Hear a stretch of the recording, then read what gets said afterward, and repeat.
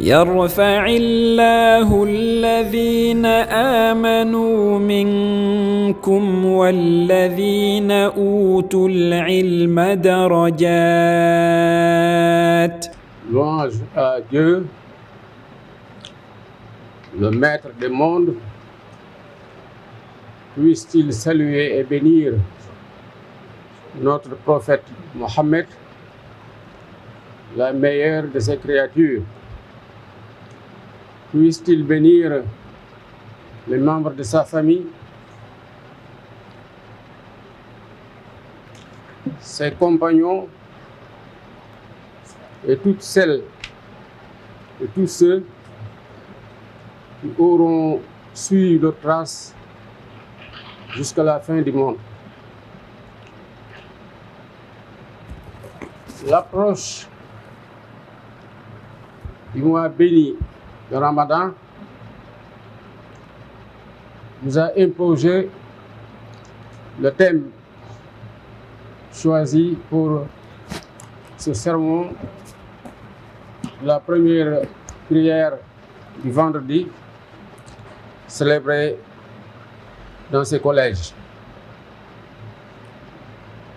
Nous allons évidemment diviser le sermon en deux parties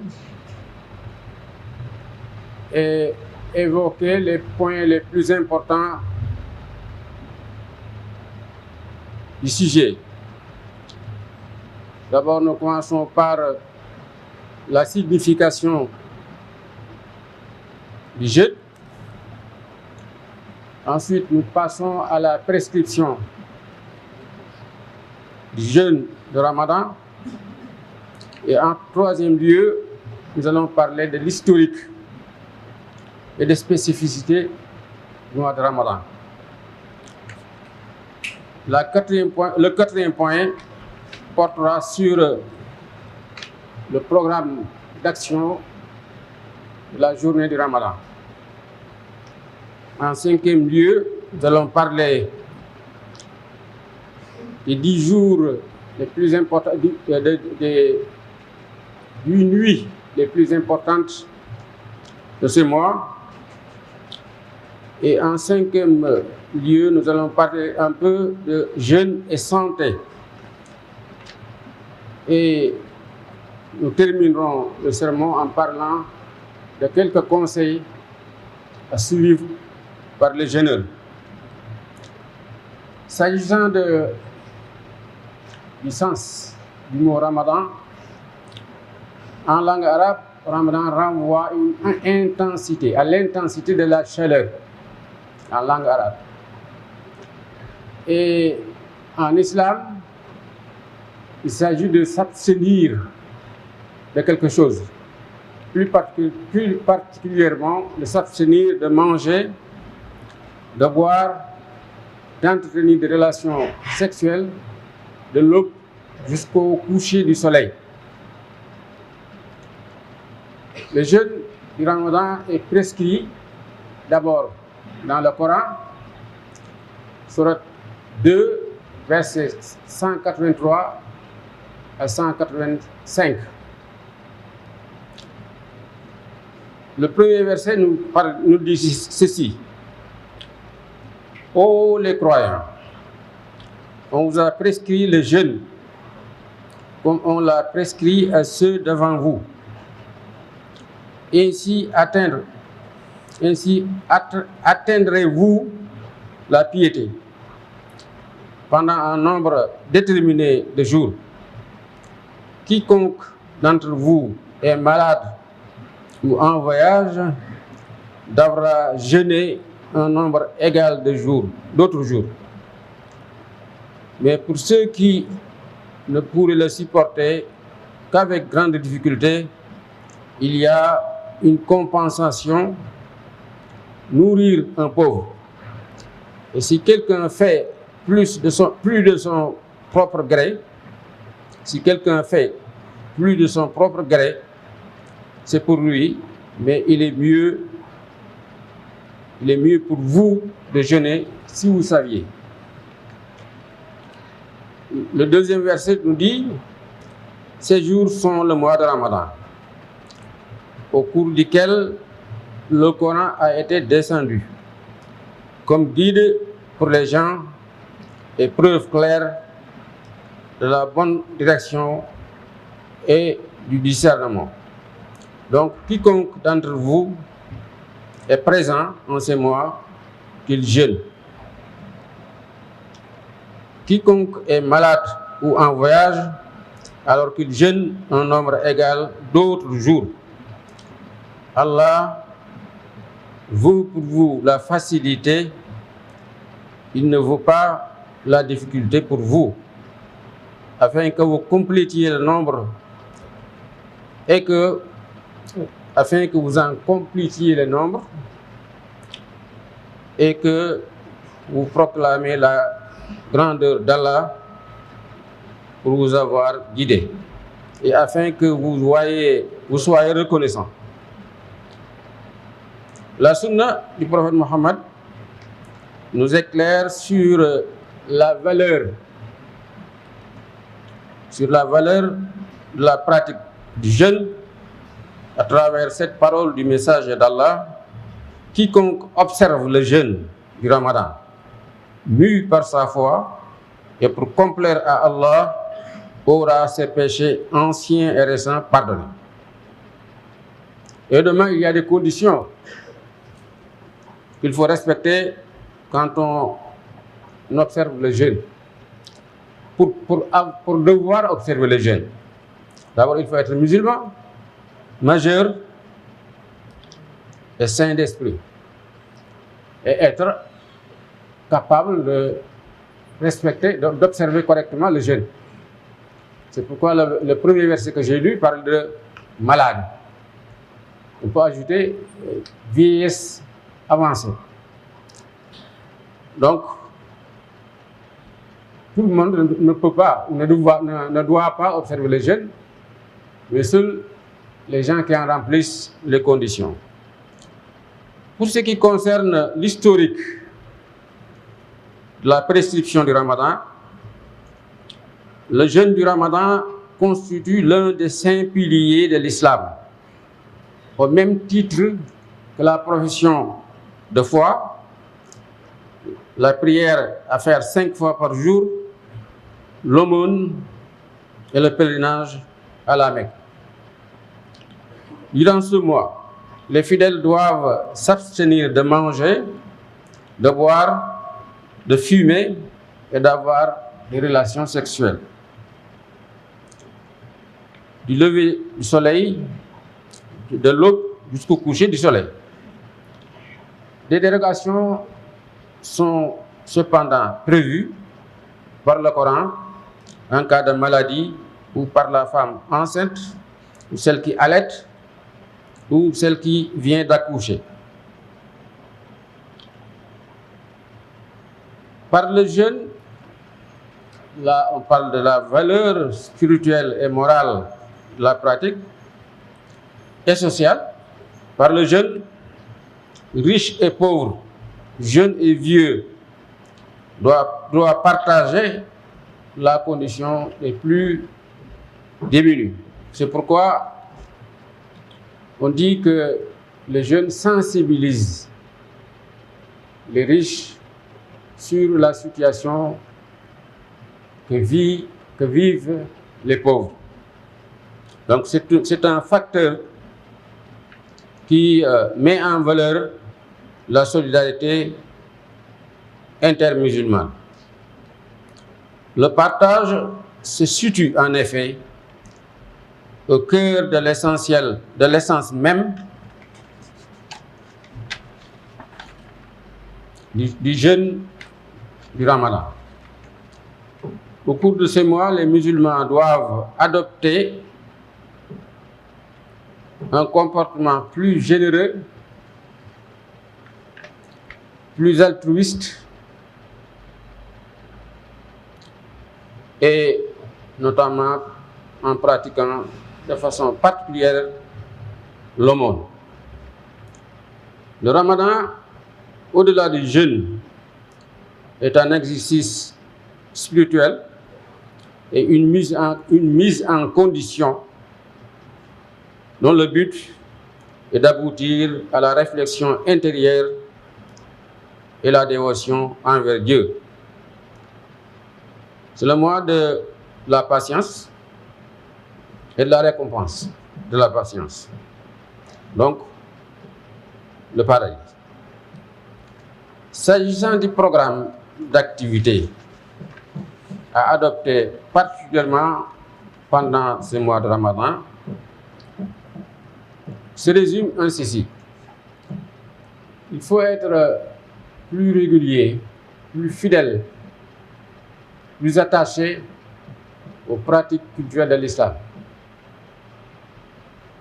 Le musulman est censé, parce que les musulmans, veiller à vivre sa religion. Mais pendant ces mois en particulier, il doit en faire plus. On parle le plus souvent de prières. Donc il doit être plus assidu à la prière dans les mosquées, avec les autres. Il doit veiller, en plus des prières obligatoires quotidiennes, veiller aussi à ce qu'on appelle les prières nocturnes surérogatoires, les nawafil. Donc, tout ce qu'il fait en matière de prière, il doit l'améliorer, le perfectionner, mais aussi l'augmenter. Comme on sait dans quelles conditions les musulmans doivent se rendre dans les mosquées, je n'ai pas besoin d'insister sur ce point. Mais je vais évoquer quand même une partie du mois qui est extrêmement importante. Tout le mois est important, c'est un mois exceptionnel comme on l'a dit, mais les 10 derniers jours, les 10 dernières nuits du Ramadan, elle s'accompagne normalement de 2 parties en ce qui concerne, en référence aux prières. Les prières à faire avec les autres dans les mosquées et les prières à faire chez soi, de préférence. Les premières sont les prières à faire avec l'imam. Ces prières-là doivent être accomplies respectueusement comme recommandé par notre religion. Donc se rendre dans les mosquées et rester avec l'imam jusqu'à la fin des prières. Les autres qui peuvent être faites chez soi sont les prières surérogatoires, nocturnes surérogatoires, c'est facultatif. Ces prières aussi dépendent de l'état de l'individu. Mais il faut qu'il s'efforce à les faire régulièrement et de la meilleure manière. Parce qu'en islam, la qualité l'emporte sur la quantité. Il faut faire en sorte que le musulman qui prie réfléchisse très bien sur ce qu'il récite. Il ne s'agit pas de faire une belle récitation, mais aussi il faut appliquer, il faut comprendre ce que l'on récite, mais aussi il faut l'appliquer dans sa vie.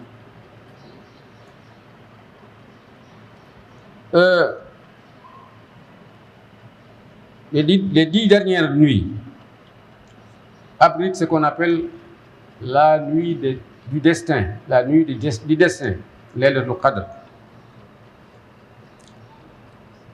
Que sait-on de la nuit du destin par rapport à sa fixation? Les ulama, à commencer par les compagnons du prophète, en ont parlé beaucoup. Certains disent que cette nuit est la 28e.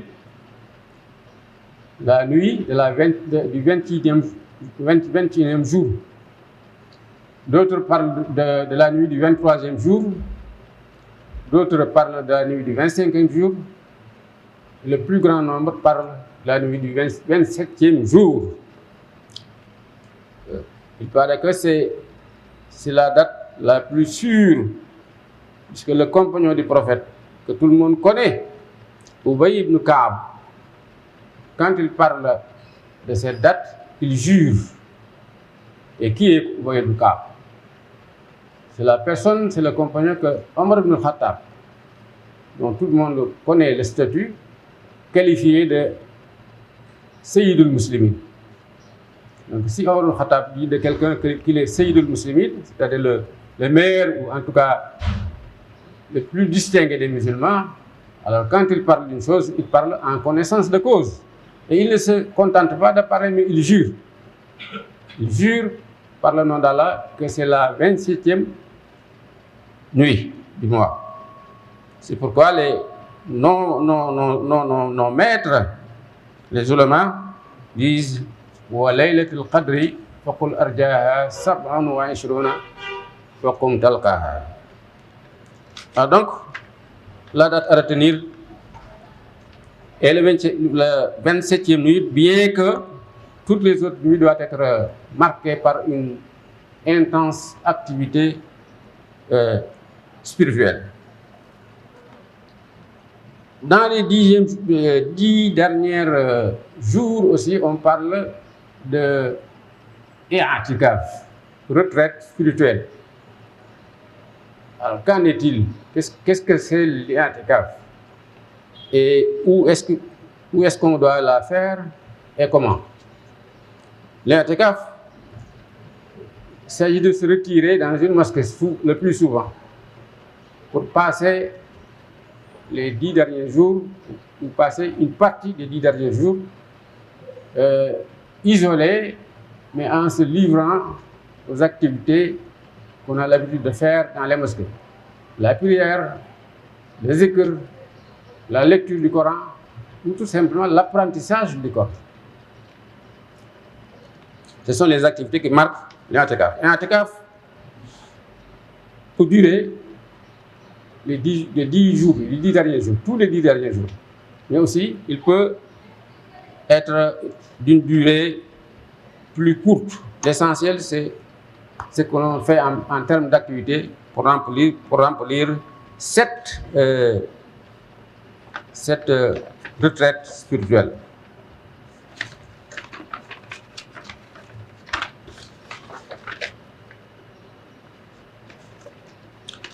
Cela dit, j'implore le pardon de Dieu pour vous et pour moi-même.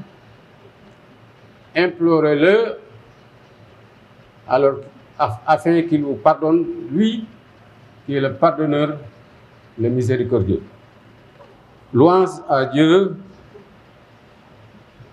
le maître des mondes, le créateur, le miséricordieux, le clément. Le jeûne a des effets sur le corps. Les médecins l'affirment en insistant sur les effets positifs. Pour ce qui concerne les effets sur la santé, on constate plusieurs effets. On constate que plusieurs effets se produisent sur le corps quand le jeûne commence. Le niveau d'insuline, par exemple, dans le sang baisse, alors que celui de l'hormone de croissance augmente. Le corps enclenche des processus de réparation cellulaire, élimine certains déchets. C'est pourquoi je formule les conseils suivants, conseils pratiques. Il est conseillé de rester actif pendant l'observance du jeûne. Cela dit, le sport intense sera à éviter. On préférera les activités plus douces, comme la marche ou la natation. À propos de la marche, qui ne nécessite pas beaucoup de moyens, j'ai lu il n'y a pas longtemps un livre écrit par un ancien ministre de la Santé en Arabie Saoudite et de surcroît médecin sportif qui dit qu'il n'y a aucune maladie que la marche régulière ne peut prévenir. Il n'y a pas non plus aucune maladie que la marche ne peut contribuer à alléger. Donc ça suffit pour nous faire comprendre que la marche est très utile, surtout quand il s'agit de marcher chaque jour pour aller faire les 5 prières. Donc c'est déjà un sport, et un sport à haute valeur spirituelle, affirmé, confirmé par notre religion. Gardez une attitude positive et ne voyez pas le jeûne comme une épreuve, mais bien comme un cadeau que vous faites à votre corps.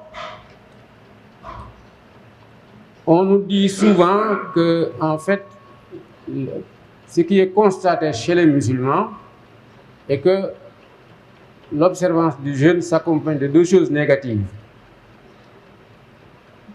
Une surconsommation de denrées alimentaires et une paresse. Donc un manque de productivité. Ce qui est malheureusement le résultat d'une mauvaise compréhension de ce pilier de l'islam. Le jeûne n'est pas du tout incompatible avec l'inactivité. Nous nous souvenons tous de la bataille de Badr, qui est l'épreuve la plus dure subie par les musulmans. Et pourtant, cette épreuve-là eut lieu pendant le mois de Ramadan. Il est vrai que quand on fait la guerre, on ne jeûne pas, mais c'est tout simplement pour dire que la dureté de la vie ne justifie pas le manque d'activité pendant ces mois bénis de Ramadan. Tous les enseignements de l'islam prouvent le contraire. On doit maintenir l'équilibre entre les activités profanes que nous faisons pour vivre, mais aussi entre ces activités-là et les activités spirituelles qui font vivre notre âme. Cela dit, nous demandons à Allah, le puissant et majestueux, de parachever pour nous, les bienfaits liés au jeûne du Ramadan et aux prières nocturnes qui y sont faites. Nous prions Allah d'agréer tout cela de notre part et de nous pardonner toute négligence commise à cet égard. J'en profite aussi pour demander à Allah, le Tout-Puissant, de bénir toutes les activités déployées par nos guides religieux dans le sens de la promotion de ce type d'éducation qui permettent de réussir dans la vie présente, mais aussi d'obtenir l'agrément de notre Créateur. ربنا آتنا في الدنيا حسنة وفي الآخرة حسنة وقنا عذاب النار ربنا لا تؤاخذنا إن نسينا وأخطأنا ربنا ولا تحمل علينا إصرا كما حملته على الذين من قبلنا ربنا ولا تحملنا ما لا طاقة لنا به واعف عنا واغفر لنا وارحمنا أنت مولانا فانصرنا على القوم الكافرين إن الله يأمر بالعدل والإحسان وإيتاء ذي القربى وينهى عن الفحشاء والمنكر والبغي يعظكم لعلكم تذكرون فاذكروا الله العظيم يذكركم واشكروه يزدكم ولذكر الله أكبر والله يعلم ما تصنعون وأقيموا الصلاة